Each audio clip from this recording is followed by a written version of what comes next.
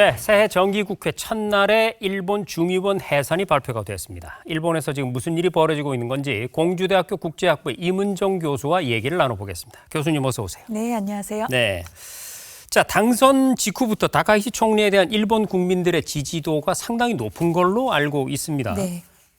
물론 그것이 이제 조기 총선을 자신 있게 내지를 수 있는 배경으로도 꼽히는데 우선 다카이치 총리의 지지도가 지금 어느 정도나 높은지 또 이유는 뭔지도 궁금합니다. 네, 특히 젊은 층에서 인기가 많다는 게 굉장히 좀 이례적입니다. 놀랍습니다. 네. 왜냐하면 이제 자민당이 그동안에 이제 문제가 많이 있었습니다. 2023년 말 정도부터 특히 이 정치자금 스캔들 문제가 터지면서 자민당이 그동안 오랫동안 그 여당의 입지가 있었던 것을 흔드는 기저부터 흔드는 그런 문제가 있었고 네. 또 우리도 지금 우리 국민들 연말정산 저도 지금 하고 연말정산 시즌이지만은 일본도 그게 마침 연말정산 시즌 때 터지고 그래가지고 굉장히 그 일본 국민들에게 상실감을 많이 줬었습니다. 그 정치자금 이중장부 뭐 이런 문제들이요.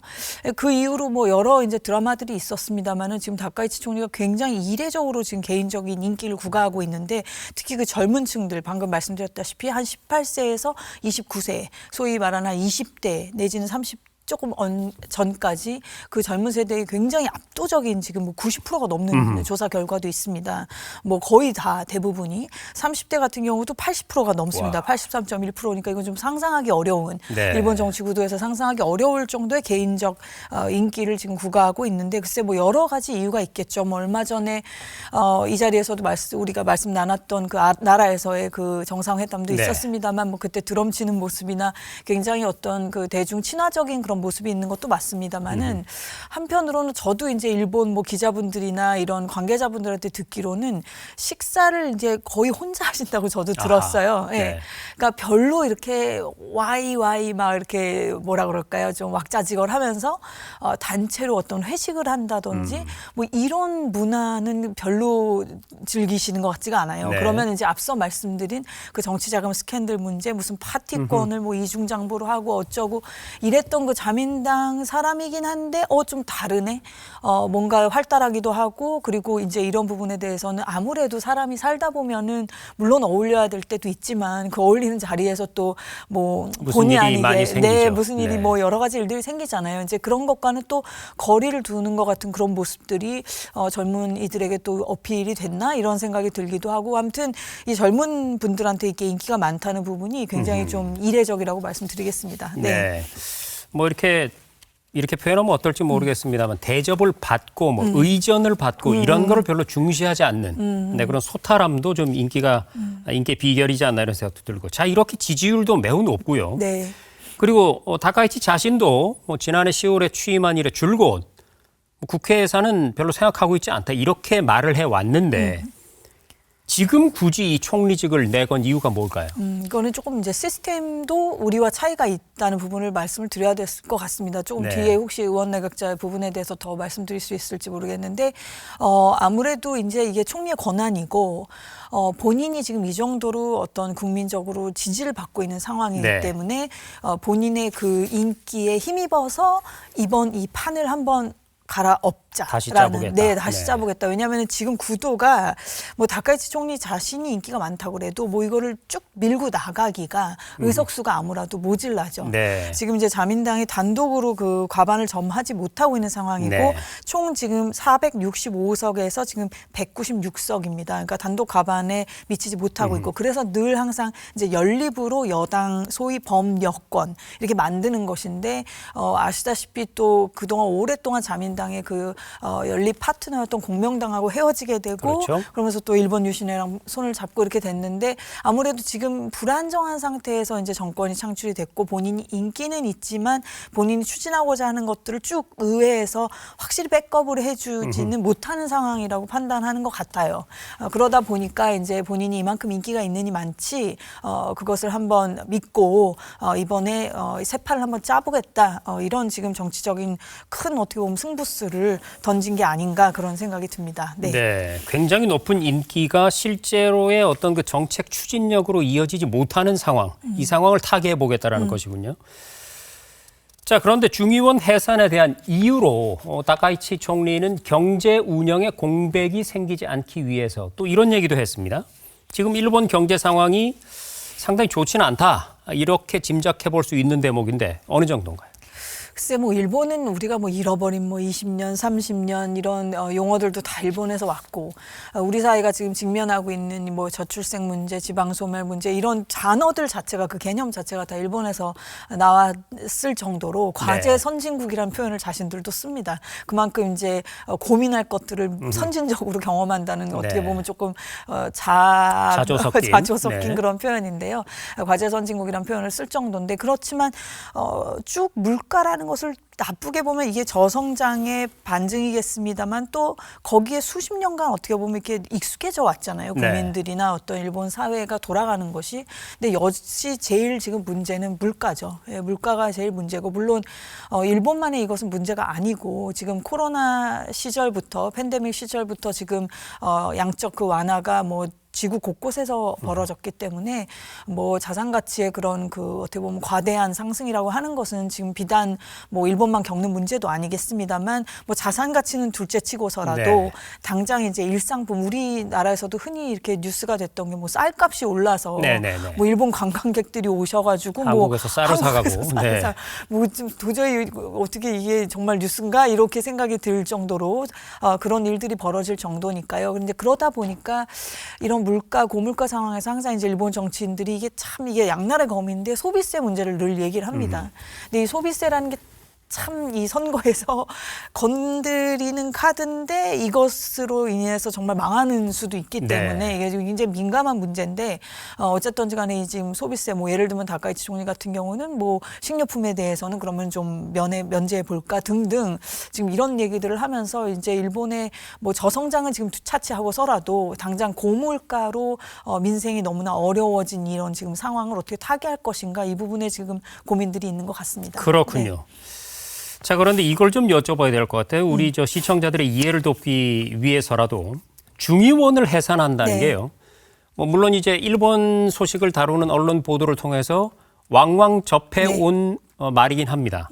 근데 솔직히 우리에게는 굉장히 이게 낯설거든요. 낯설죠. 아니 국회를 하루아침에 해산을 하다니요. 맞습니다. 일본이 이 어떤 정치 제도를 갖고 있기에 이게 가능한 건가요? 네, 일단 헌법 좀 7조를 잠깐 인용을 해보겠습니다. 네. 일본 헌법 7조인데요. 중의원 해산은 총리가 이끄는 내각의 조언과 승인에 따라 일왕, 이제 텐노라고 그들은 표현하죠. 이제 일왕이 국시행위의 하나로 실시한다라고 되어 있습니다. 네.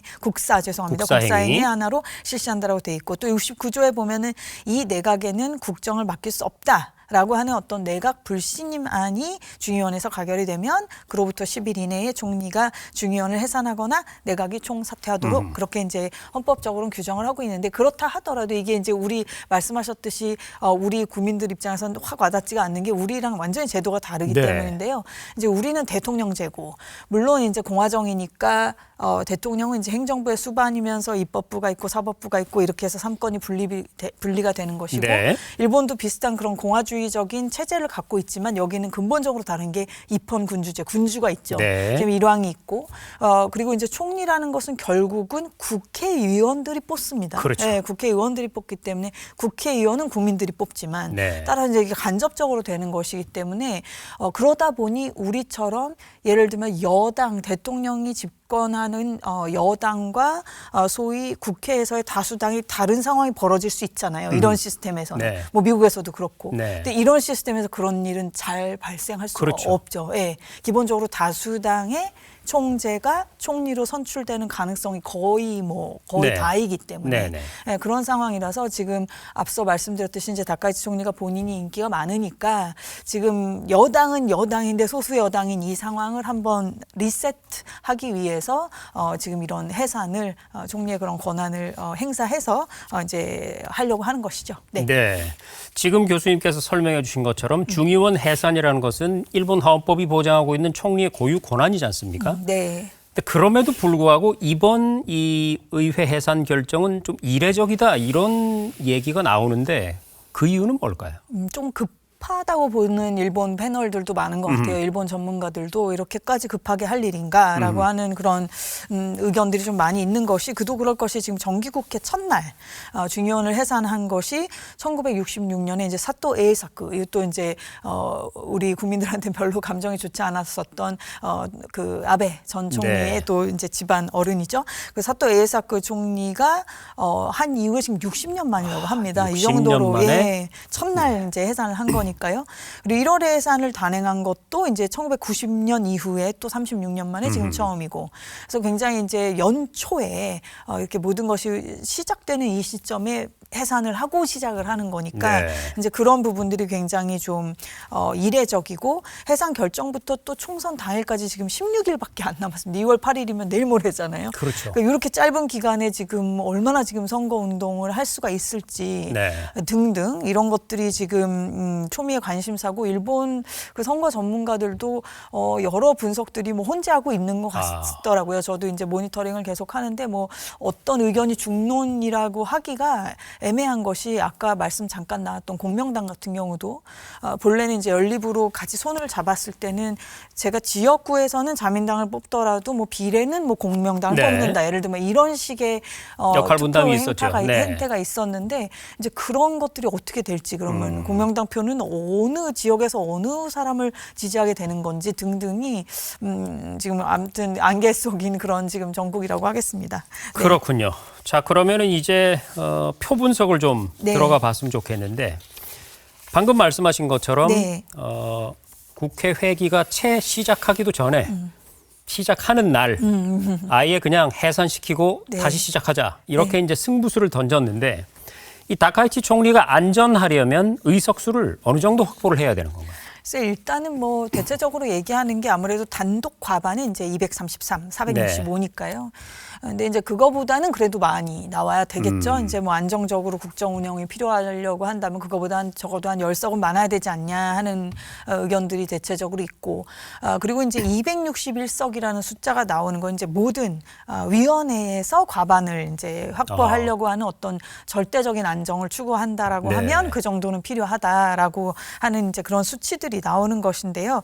그래서 지금 출마자가 한 1280명 정도로 나오고 있는데, 243석 정도가 이제 안정적이다라고 지금 보고 있는 것 같아요. 그래서 상당히 지금 자민당이 그래도 지금 기존에 갖고 있는 의석 수보다는 늘지 않을까라고 하는 의견들이 대체적으로 모아지고 있는 것 같기는 네. 한데, 아까 말씀드린 그런 여러 좀 예측하기가, 정확히 예측하기가 또 지역마다 상황이 다를 것이기 때문에 네. 그런 것들이 이제 표로서 정말 어떻게 나오느냐에 따라서는, 설마하니 196석보다 못 받는다면은 그거는 뭐 다카이치 총리가 정치적으로 어떻게 보면 자살할 행위에 네. 해당하는 것을 하게 되는 것이기 때문에 아무래도 뭐 사활을 걸고 정말 열심히 지금 뛰고 있는 것 같습니다. 그렇군요. 네. 그러니까 현재 다카이치 사나이 총리의 어떤 대중적인 인기, 네. 그것이 과연 의원들에 대한 표로 이어질 이어질 것이냐. 것인가. 그렇죠. 이것이 관건이고, 그럼 결국은 국민의 선택이죠. 모든 걸 결정을 할 텐데요. 일본 국민들의 반응이 궁금한데, 네.